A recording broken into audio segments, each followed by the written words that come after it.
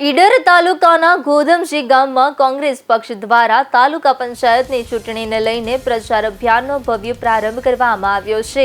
તાલુકા પંચાયતના ઉમેદવાર તરીકે શ્રીમતી દ્વારકાબેન જીતુભાઈ પંચાલના સમર્થનમાં ગામમાં વિશાળ જનસંપર્ક યોજાયો હતો। આ પ્રસંગે સમગ્ર જિલ્લા પંચાયતના પૂર્વ સભ્ય અને ગુજરાત પ્રદેશ મહિલા કોંગ્રેસના મહામંત્રી શ્રીમતી નીરુબેન પંડ્યા ઉપસ્થિત રહ્યા હતા।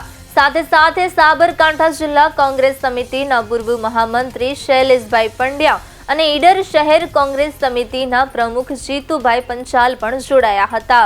ગોધમજી ગામના કોંગ્રેસના અગ્રણી મયુરસિંહ બાપુ તેમજ ગામના અન્ય આગેવાનો, પશાભાઈ વણકર સમાજના પ્રતિનિધિઓ અને મોટી સંખ્યામાં મહિલાઓ પણ આ કાર્યક્રમમાં જોડાયા હતા।